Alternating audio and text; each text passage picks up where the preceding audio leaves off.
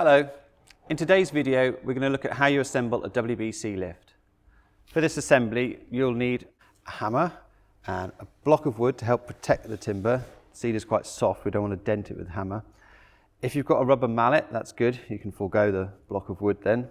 A tape measure, a punch, some decent exterior wood glue. We like to use a powdered resin wood glue, but there are other perfectly good wood glues on the market. Your packet of nails. You can use a sash clamp for putting them together, but you will need to pack the edges of the timber with some plywood or some scrap wood, otherwise the edge of your sash clamp will dent the wood. In your pack you should have two outside pieces where the joints finish proud on the ends, if you like, and then two outside pieces where they don't, also those bits are going to fit into here, and 4 bars. And the first job is to put glue on all the joints. So I like to line them up and glue them all at the same time.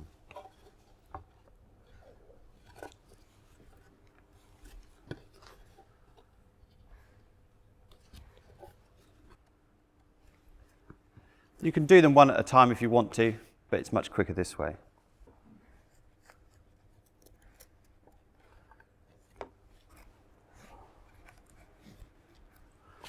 And then the same on the other side. You might have to realign the joints slightly.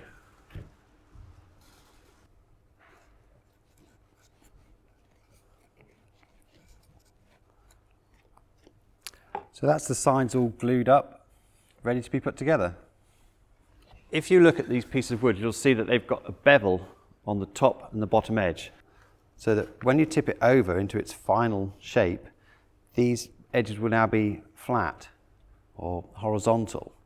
So that means that each piece of wood has an outside and an inside, and it's important to know where that is, because if you get them the wrong way round, suddenly you'll find your joints won't line up at the top and there'll be a nasty step, and the other lift won't sit flat on top of this one. So you can either put it on the bench and tip it in, say, all right, that's the inside. You might put a chalk mark or a piece of tape, or just hold your hand on it. That becomes the inside.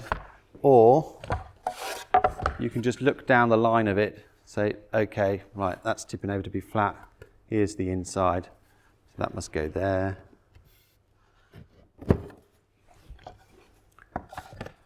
Okay, and we look at this one. Okay, there's the inside. And then the last one, here's the inside, face down.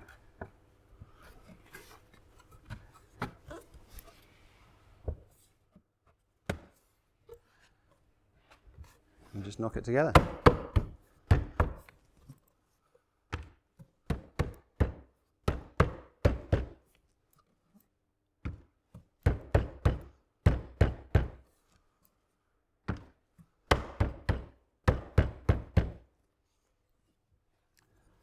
And then we can tap the joints home with our block of wood and a hammer.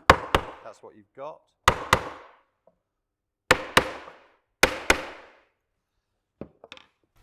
Or you can use the rubber mallet, do the same thing. Just work your way all the way around the joints.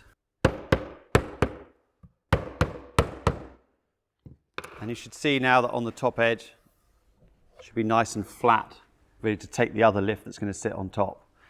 You'll soon know if you've got it the wrong way around. Now when we've finished making our lifts, obviously we've got a nice big sander and we can just sand it all off. If you aren't going to sand them afterwards, I'd recommend now get a cloth, a bucket of water, take off all this glue. I'm just going to wipe some off with some tissue for a moment. And now we can start nailing it together. So in your pack, you should have 8 1.5 inch nails, which we're going to go down through 4 corners on the top and the 4 corners on the bottom. I like to just blunt the end of the nail, hopefully stop it from splitting the wood.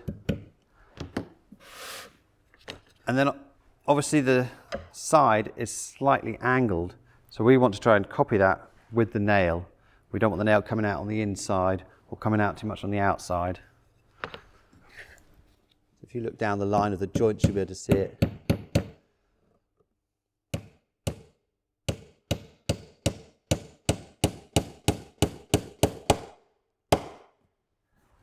And then repeat on the other corners.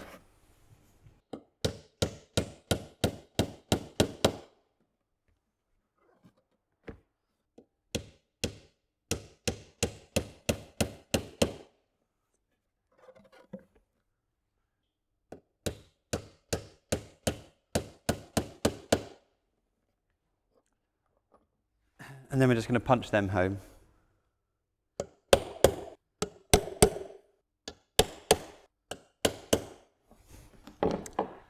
And the same on the bottom side. Now obviously our angle has now changed, so the nail wants to be going back this way. Again, you can line it up with how the joints look down the side.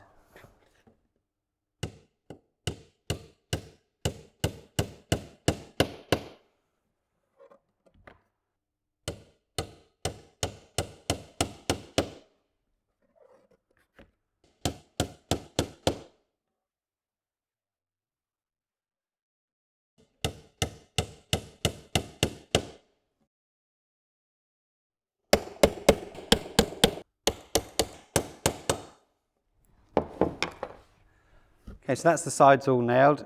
Now it's a good idea to check that it's square. So we're going to measure these two angles. Yeah, nice and square. So now it's time to fit the bars. And if you look at your bars, you'll see they also have an angle on the ends of them, just to match the inside of the lift. So that should go up flush into there. If you get your bar the wrong way around, see it won't fit, it won't fit. That's the way around it goes. And we're going to space this bar from the bottom edge of your lift by the other bar's thickness. So we're putting that flush on here. And then I also like to make sure that every bar inside is touching. So I'll take another bar and put it in that side and make sure this one's pressed up to it in that direction, all the way around. So once you're happy, you know the orientation of these bars. We're going to put some glue on the back face of this one.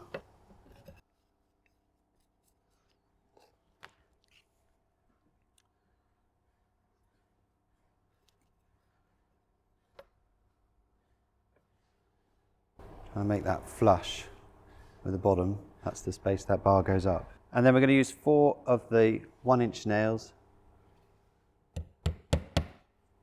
Making sure this is kept flush in place.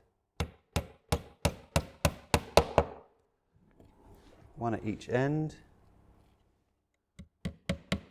Again, check this is nice and flush there with the bottom edge.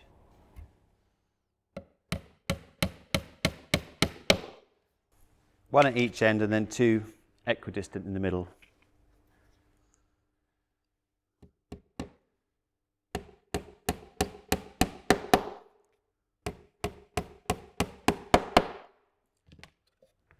And now we do the same to the opposite face on this side.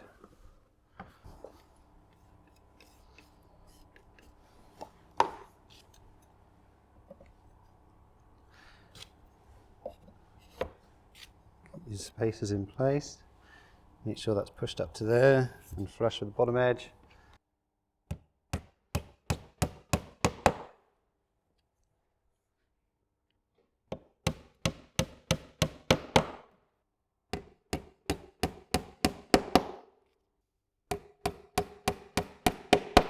So just be aware on this, now I've done this opposite side, this spacer is always on the right, and that way all the bars will run round the inside of the box.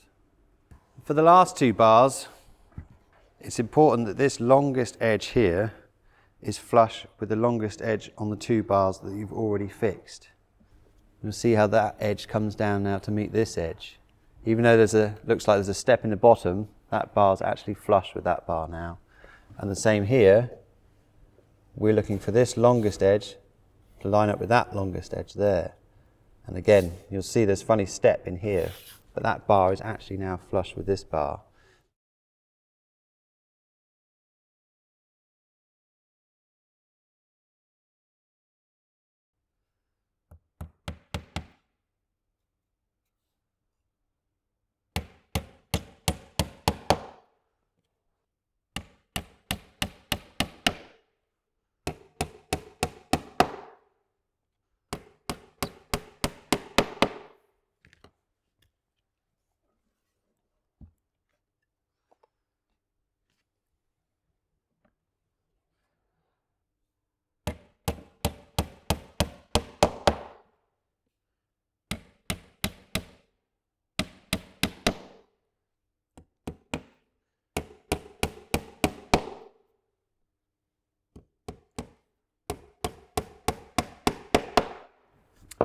Okay, we'll just check it once more for square.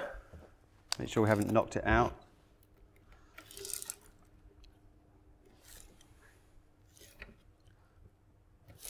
Perfect. And that's our completed WBC lift.